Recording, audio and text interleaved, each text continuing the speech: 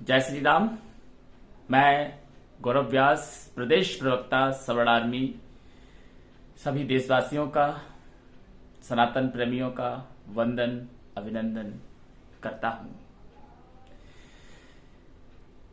साथियों, आज का जो दौर चल रहा है, हम जिस युग में जी रहे हैं, वह कलयुग के नाम से जाना जाता है। और कलयुग की एक विशेषता होती है कि यहां पर धर्म की बात करने वाले, धर्म के मार्ग पर चलने वाले, सत्य की राह पर चलने वाले लोगों का तिरस्कार होता है, अपमान होता है। और ऐसा ही आज हमें सोसाइटी में देखने को मिल रहा है। हमारे संत महात्मा हमें धर्म के आचरण का ही अनुसरण करने के लिए प्रेरित करेंगे, अधर्म का कभी नहीं। अभी 3-4 दिन से एक सोशल मीडिया पर ट्रेंड चल रहा है, कैसे साधु संतों को, महात्माओं को, शंकराचार्यों को क्रिटिसाइज यानी कि आलोचना की जा रही है, उनके खिलाफ प्रोटेस्ट किए जा रहे हैं, आंदोलन किए जा रहे हैं, धरना प्रदर्शन किए जा रहे हैं, शासन प्रशासन को आवेदन दिए जा रहे हैं, जो कि एक हास्यास्पद घटना है। ऐसा नहीं होना चाहिए। मैं बात कर रहा हूं अनिरुद्धाचार्य महाराज के द्वारा, जो कथावाचक है, उन्हें देश में ही नहीं विदेशों में भी सब लोग जानते हैं। लिविंग रिलेशनशिप को लेकर के उन्होंने एक स्टेटमेंट दिया कि लिविंग रिलेशनशिप सनातन धर्म के सिद्धांतों के अनुकूल नहीं है, प्रतिकूल है। लिविंग रिलेशनशिप पर जैसा ही उन्होंने बोला, जितने भी संगठन हैं सनातन विरोधी, ये सभी संगठन एक्टिव हो गए। और बाबा यानी कि प्रेमानंद महाराज, जो कि विश्व विख्यात संत हैं, अनिरुद्धाचार्य महाराज, ऋतंबरा देवी जो कि कथावाचक हैं, साध्वी हैं, इनके द्वारा भी लिविंग रिलेशनशिप पर अपने अपने स्टेटमेंट दिए गए। ये लिविंग रिलेशनशिप सनातन धर्म के सिद्धांतों के अनुकूल नहीं है, प्रतिकूल है। तो इसमें इन्होंने क्या गलत कहा? कुछ भी गलत नहीं कहा। लेकिन बड़े बड़े अपने आप को जो बुद्धिजीवी कहते हैं, जो सोशल मीडिया पर अपनी बौद्धिक क्षमताओं का पिटारा रोज पीटते हैं, उन सभी बुद्धिजीवियों ने मिलकर के मोर्चा खोल दिया। अनिरुद्धाचार्य कथावाचक जो कि विश्वविख्यात हैं, प्रेमानंद महाराज, ऋतंबरा देवी दीदी ने भी स्टेटमेंट दिया। न जाने कितने ही हमारे साधु संतों के खिलाफ इन्होंने मोर्चा खोला, एफआईआर के लिए थानों पर धरना प्रदर्शन किए। लेकिन ये उनका इतना भी कुछ नहीं बिगाड़ पाए। ये सनातन विरोधी विचारधारा के लोग हैं, जो कि सनातन का विरोध करने के लिए सदैव एक्टिव रहते हैं। स्लीपर सेल इनको कहना उचित होगा, क्योंकि ये जैसे ही कोई मुद्दा मिलता है सनातन पर प्रहार करने का, ये सब एक्टिव हो जाते हैं। मित्रों, सनातन को ये ना तो जानते हैं ना समझते हैं, लेकिन सनातन का विरोध करने के लिए मैदान में सदैव अड़े रहते हैं, आधी अधूरी जानकारी के साथ। पूरी जानकारी भी नहीं होती। अब आते हैं, मैं इसकी निंदा करता हूं, घोर निंदा करता हूं। और इन सभी प्रोटेस्ट करने वाले जो कि धरना प्रदर्शन कर रहे हैं, अनिरुद्धाचार्य महाराज, प्रेमानंद महाराज, संत, इनके खिलाफ मैं उन सब की निंदा करता हूं। और पूरा सवर्ण समाज, सनातनी इसकी निंदा करते हैं, घोर निंदा करते हैं। मित्रों, सनातन धर्म ही एक ऐसा धर्म है जो हमें संपूर्ण विश्व के कल्याण की कामना की भावना से ओतप्रोत करता है। वसुदेव कुटुंबकम, सर्वे भवन्तु सुखिनः, सर्वे सन्तु निरामया, ऐसे इसके शिक्षाएं हैं। तो ऐसे धर्म को क्यों ना हम अपने जीवन में धारण करें, करने लायक है और करना चाहिए। सनातन धर्म को समझने के लिए या तो ये जो हमारा भारतवर्ष है इसमें 9 फिलॉसफियां हैं, 9 दर्शन मुख्य रूप से पाए जाते हैं, जिनमें कुछ दर्शन आस्तिक हैं, कुछ नास्तिक हैं। आस्तिक दर्शन की श्रेणी में जो सबसे टॉप पर आता है उसे हम वेदांत दर्शन के नाम से जानते हैं, यानी कि हम उसे वेद भी कह सकते हैं। दूसरा नास्तिक दर्शन, जो कि नास्तिकों में सबसे टॉप पर आता है, उसका नाम है बौद्ध दर्शन। अब ये नास्तिक और आस्तिक होता क्या है, अमूमन लोग इसे नहीं जानते हैं। मूर्ति पूजा को ही लोग आस्तिकता और नास्तिकता से जोड़ करके देखते हैं, जबकि ऐसा नहीं है। आस्तिक का मतलब है जो ईश्वरवादी है, जो आत्मवादी है, और नास्तिक का मतलब है जो ईश्वरवादी और आत्मवादी सिद्धांत के विपरीत जाकर के अपनी फिलॉसफी देता है, उसको हम नास्तिक दर्शन कहते हैं, जो कि बौद्ध दर्शन है। मित्रों, अब हमारा एक त्योहार भी आ रहा है, रक्षाबंधन का। इसको लेकर के भी सोशल मीडिया पर ट्रेंड चल रहा है कि रक्षाबंधन के त्योहार को न मनाया जाए, रक्षाबंधन के त्योहार का बहिष्कार किया जाए, ये पाखंडवाद है, ये अंधविश्वास है, ये ब्राह्मणों के द्वारा समाज को दी गई एक कुरीति है। इस प्रकार की न जाने कितनी बातें इनके द्वारा की जाती हैं।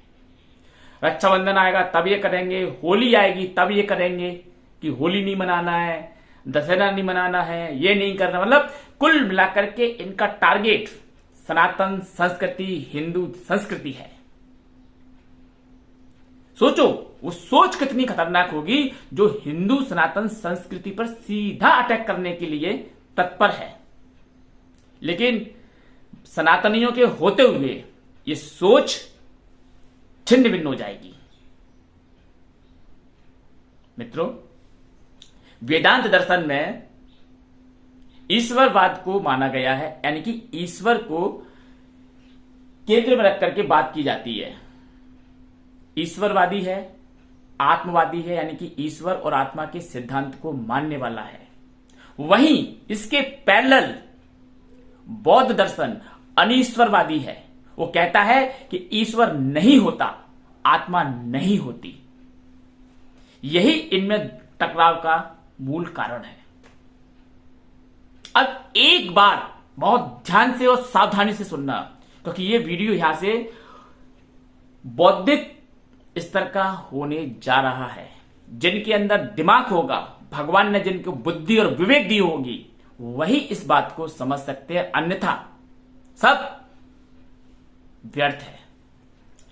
वेदांत ने ईश्वर की अवधारणा दी, ईश्वर के सिद्धांत को वेदों में स्थापित किया। वहीं बौद्ध दर्शन ने ईश्वर का खंडन नहीं किया, उसको नकार दिया। खंडन करते तो फिर इनको उसका एक्सप्लेनेशन देना होता। तो खंडन तो नहीं किया, उसको क्रॉस नहीं किया, उसको नकार दिया कि ईश्वर होता ही नहीं है। अगर ईश्वर होता तो फिर बलात्कार हो रहे हैं, वो बचाने क्यों नहीं आता, चोरी हो रही है, डकैती हो रही है, अत्याचार हो रहे हैं, वो क्यों नहीं आता। ये इनके माइंड में ईश्वर की ये अवधारणा चलती है डायरेक्ट। तो इन्होंने खंडन नहीं किया वेद के उस सिद्धांत का। इन्होंने क्या किया, गौतम बुद्ध ने ईश्वरीय सिद्धांत को सिरे से नकार दिया कि ईश्वर होता ही नहीं है, आत्मा होती ही नहीं है, और अपनी एक थ्योरी दी जिसे हम बौद्ध दर्शन के नाम से जानते हैं, जिसे हम बौद्ध फिलॉसफी भी कहते हैं। अब क्या होता है, वेदांत दर्शन ने, वेद ने ईश्वर की फिलॉसफी दी, ईश्वर के सिद्धांत को दिया, तो उसने उस सिद्धांत को स्थापित करने के साथ साथ उसको सिद्ध किया कि हां ईश्वर होता है। तो ईश्वर कैसा होता है, ईश्वर का अस्तित्व उसने प्रमाणित किया। वेद ने, इस पूरी पृथ्वी पर एकमात्र वेद है जिसने ईश्वर के सिद्धांत को प्रमाणित किया है, जिसने कहा है कि हां ईश्वर होता है, और ईश्वर होता है तो ईश्वर को प्रमाणित भी किया है। वेद के अलावा कहीं ईश्वर को प्रमाणित नहीं किया गया, और ना कोई ईश्वर को प्रमाणित करने में सामर्थ्यशाली हो सका। अब चूंकि अगर हम किसी सिद्धांत को देंगे तो उसे हमें प्रमाणित तो करना ही पड़ेगा। तो बौद्ध दर्शन में ईश्वरीय सिद्धांत को नकारने का कारण मुख्य यही था कि जो बौद्ध गौतम बुद्ध थे, जो कि उसके फादर ऑफ बौद्ध फिलॉसफी हैं, उन्होंने ईश्वर को इसलिए नकारा क्योंकि वह ईश्वर तक नहीं पहुंच पाए, वो ईश्वरीय सिद्धांत को एनालाइज नहीं कर पाए। इसलिए उन्होंने ये नहीं कहा कि ईश्वर के बारे में जैसे ही ईश्वर की बात चलती या आत्मा की बात चलती वह मौन हो जाते, निरुत्तर हो जाते, कोई उत्तर नहीं देते। इसका मतलब कि वह ईश्वरीय सिद्धांत पर कुछ भी बोलना नहीं चाहते, वो शांत रह करके न्यूट्रल रहना चाहते हैं। क्यों? क्योंकि अगर उन्होंने ये कहा कि ईश्वर होता है तो फिर उस ईश्वर के होने के प्रमाण उनको अपनी बौद्ध फिलॉसफी में देने पड़ते। तो ईश्वर होता है अगर ये कहते तो ईश्वर होने के प्रमाण बौद्ध को देने पड़ते, और यदि कहते हैं कि नहीं होता तो फिर उसका खंडन करना होता। किसका? वेद का खंडन करना होता, कि वेद के जो प्रमाणित सिद्धांत हैं उनको खंडित करना होता। उसके लिए उन्हें तर्क देने पड़ते।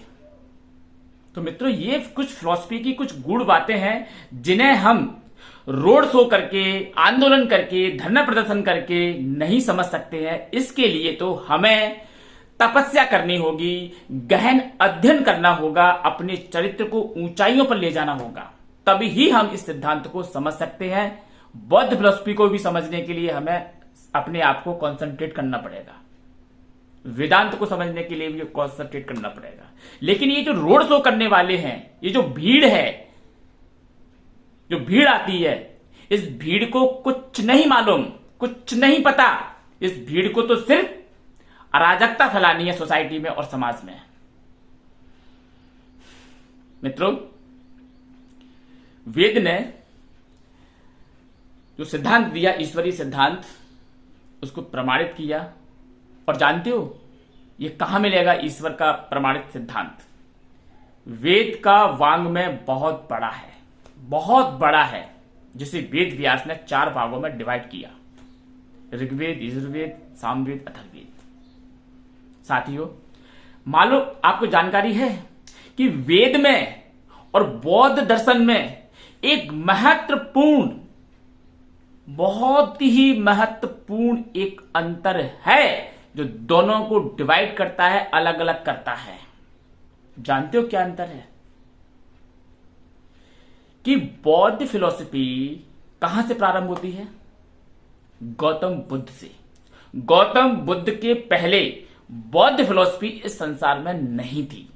गौतम बुद्ध ने जो भी किया, तप किया, अध्ययन किया, कुछ भी किया, तो उन्होंने जो अपने आप में एनालाइज किया, रियलाइज किया, वो उन्होंने अपने अनुभव बौद्ध फिलॉसफी में दे दिए। तो ये जो अनुभव थे, ये सिर्फ और सिर्फ एक व्यक्ति के अनुभव थे, जो बुद्ध के रूप में आप लोगों के सामने हैं। ये बुद्ध के अनुभव थे, गौतम बुद्ध के। दूसरी ओर वेद है। वेद में ये नहीं कह सकते कि वेद कहां से प्रारंभ हो रहा है, कौन प्रारंभ कर रहा है, ये नहीं है। जानते हो क्यों? क्योंकि वेद के जो सिद्धांत हैं, वेद की जो शिक्षाएं हैं, वेद के जो मंत्र हैं, वे एक व्यक्ति के नहीं हैं। वे एक व्यक्ति के नहीं है, एक ऋषि के नहीं है, एक विद्वान के नहीं है। वे अनेकों ऋषियों के, बौद्ध वेदांत दर्शन, वेद फिलॉसफी, राम की फिलॉसफी है, राम का विचार है, कृष्ण का विचार है, गुरु वशिष्ठ का विचार है, दुर्वासा का विचार है, अंगरी का विचार है, अत्रि का विचार है, विश्वामित्र का विचार है, इन सब का विचार है, याज्ञवल्क्य का विचार है, कबंध का विचार है, ऐसे न जाने कितने ऋषि, इन सब का विचार है। तो होता क्या है, जब कोई एक सिद्धांत, ईश्वरीय सिद्धांत को स्थापित करने की बात चल रही है, तो इन सभी लोगों के सिद्धांत, चाहे वह राम की बात करें या कृष्ण की बात करें या गुरु वशिष्ठ की बात करें, विश्वामित्र की बात करें, अंगरा, अत्रि, किसी की भी बात करें, पाराशर मुनि या वेद व्यास या सुखदेव, किसी की भी बात करें, इन सबके सिद्धांत आकर के, इन सबकी रिसर्च आकर के एक दूसरे से मेल खाती है। और जिस तथ्य को हम साबित करने जा रहे थे, ईश्वरीय तथ्य को, उस ईश्वरीय सिद्धांत के बारे में जो सिद्धांत दिए गए, जो शिक्षाएं दी गई, जो बात, जो ज्ञान दिया गया, वो सबका आकर के उसको प्रमाणित कर रहा है। उस ईश्वर को ये सब आकर के प्रमाणित कर रहे हैं। और इन्हीं सभी विचारों को, इन्हीं सभी ज्ञान की शिक्षाओं, ज्ञान के जो सिद्धांत हैं, इनको वेद में संकलित किया गया है। वेद है। अब ये नहीं कह सकते कि वेद राम के समय में वेद थे या कृष्ण के समय में वेद थे या गुरु वशिष्ठ। नहीं, वेद तो कृष्ण से पहले भी थे, राम से पहले भी थे, सबसे पहले थे। वे सूर्य से भी पहले थे, वे सौरमंडल से भी पहले थे, वो इस ब्रह्मांड से भी पहले थे, वो इस सृष्टि से भी पहले थे। जानते हो कैसे? जानते हो? नहीं जानते ना, मैं बताता हूं। हम कहते हैं कि हमारी संस्कृति सनातन संस्कृति है, यही वेद है। सनातन है वही सत्य है, सनातन है वही वेद है। कैसे? वेद में 3 चीजों को शाश्वत माना गया है जिनका नाश नहीं होता। एक है ईश्वर, दूसरी है आत्मा, तीसरी है प्रकृति। बहुत से लोग प्रकृति का मतलब नहीं जानते, वो वन, झील, नदी, पर्वत, पेड़, इनको ही प्रकृति मानते हैं, जबकि वेद में प्रकृति का अर्थ दूसरा है। अगर प्रकृति का संधि विच्छेद किया जाए तो प्रकृति को हम प्रधन कृति यानी कि कृति यानी कि कोई आकृति, पंचमहाभूतों से ही तो आकृति बनती है। जितनी भी आकृतियां बनती हैं सृष्टि में वो सब पंचमहाभूतों से बनती हैं। आकाश, वायु, अग्नि, जल, पृथ्वी, इन्हीं से सबका निर्माण होता है। तो जो कृति है वह कृति यानी कि कृति अपने अस्तित्व से पहले जो होती है उसको बोलते हैं प्रकृति, बिफोर क्रिएशन। ये जो संसार है, सृष्टि है, बिफोर क्रिएशन। 3 चीजें हमें देखने को मिलती हैं। एक स्थूल रूप जो कि हमें संपूर्ण संसार दिखाई देता है स्थूल रूप में। दूसरा सूक्ष्म रूप, सूक्ष्म रूप, इस स्थूल रूप का सूक्ष्म जो कि हमें नग्न आंखों से नहीं दिखाई देता लेकिन उसका अस्तित्व होता है। जैसे कि अभी हम जाग रहे हैं, स्थूल रूप में है, सो जाएंगे, सपना आएगा, सूक्ष्म रूप में चले जाएंगे, लेकिन गहरी नींद में जाएंगे, सुसुप्ति अवस्था में चले जाएंगे। सुसुप्ति के बाद भी तीसरी अवस्था आएगी जिसको हम बोलते हैं कारण अवस्था। तो ऐसे ही जो हमें कृति दिख रही है ब्रह्मांड रूपी अनंत कोटि सृष्टि की, ये जो कृति है, ये जो रूप है, ये रूप पंच महाभूतों का रूप का कोई कारण तो होता है। कहां से प्रकट हुआ ये सृष्टि निर्माण? ये पंच महाभूत कहां से आ गए? ये कहां से आ गया इतना बड़ा विशाल आकाश जिसमें अनंत कोटि ब्रह्मांड भरे हुए पड़े हैं? कहां से आ गया इतना बड़ा आकाश? तो पंच महाभूतों में पहले नंबर पर आकाश, दूसरे नंबर पर वायु, तीसरे नंबर पर अग्नि, चौथे नंबर पर जल, 5वें नंबर पर पृथ्वी। इनका कारण क्या है? सोर्स इनका कहां से प्रारंभ होता है? तो इसी को तो कहते हैं सनातन। इतनी गहरी फिलॉसफी जाती है कि संसार के अच्छे अच्छे विद्वान, बड़े बड़े विद्वान पकड़ नहीं पाते वेदांत की फिलॉसफी को, और फिर नहीं पकड़ पाते तो एक अपनी अलग से पैरेलल फिलॉसफी चलाते हैं कि ईश्वर नहीं है, आत्मा नहीं है। क्यों? क्योंकि वह इतने गहरे डीपर अंडरस्टैंडिंग पर नहीं पहुंच पा रहे हैं। तो जो पंचमहाभूत का जो संसार आपको दिख रहा है, ये संसार बनता कैसे है, इसका कारण क्या है, उस कारण पर जाइएगा। उस कारण को बोलते हैं प्रकृति। अभी भी नहीं समझ में आया? देखो, पंचमहाभूत का सूक्ष्म रूप क्या होता है? रूप, रस, गंध, स्पर्श और शब्द। ये जो सृष्टि आती है ना अस्तित्व में, ये सनातन की व्याख्या चल रही है, सावधानी से सुनो। जो सनातन का विरोध कर रहे हैं उनके लिए विशेष तौर पर है। सबसे पहले आकाश। आकाश का सूक्ष्म रूप क्या है? आकाश का सूक्ष्म रूप है शब्द। दूसरे नंबर पर वायु। वायु का सूक्ष्म रूप क्या है? स्पर्श। तीसरे नंबर पर अग्नि। अग्नि का सूक्ष्म रूप क्या है? रूप। चौथे पर जल। जल का सूक्ष्म रूप क्या है? रस। चौथे पांचवें में पृथ्वी। पृथ्वी का सूक्ष्म रूप क्या है? पृथ्वी मतलब ये भूमंडल नहीं है अर्थ वाला। पृथ्वी माने कोई सॉलिड तत्व जिसको हम पृथ्वी बोलते हैं। पृथ्वी का सूक्ष्म रूप है गंध। तो पंच महाभूत से पहले ये सूक्ष्म रूप में प्रकट होते हैं रूप रस गंध स्पर्श शब्द के रूप में। लेकिन रूप रस गंध स्पर्श शब्द ये भी कहां से आते हैं? अब जाएंगे, बहुत अभी गहरे में जाना है। सामान्य लोग क्या समझेंगे इन चीजों को? सामान्य लोग के बस की बात नहीं है। रूप रस गंध स्पर्श शब्द का भी सोर्स है। वो सोर्स कहां से आता है? वह सोर्स आता है कारण से। और वह कारण क्या है? वह कारण है प्रकृति। और ये प्रकृति क्या है? ये प्रकृति है सत्व, रज और तम, ये तीन गुण। जब ये तीन गुण अपनी साम्य अवस्था में रहते हैं, इनमें कोई हलचल नहीं होती, तब ये प्रकृति कहलाते हैं। लेकिन इन तीन गुणों में इस संपूर्ण सृष्टि को बनाने की सामर्थ्य होती है। इसीलिए इसे हिरण्यगर्भ भी कहा गया है। ये वेदों का सिद्धांत है हिरण्यगर्भ। हिरण्यगर्भ इसे कहा गया है। तो ये जो सृष्टि है, इस सृष्टि के मूल कारण स्वरूप प्रकृति, जिसमें सत्व रज तम तीन गुण होते हैं। और जब उस ईश्वर को ये सृष्टि का निर्माण करना होता है तो वह इन तीन गुणों में हलचल पैदा करता है, यानी कि विकृति उत्पन्न होती है। जब विकृति उत्पन्न होती है तो हलचल होती है, और यहीं से प्रकृति का प्रादुर्भाव होता है।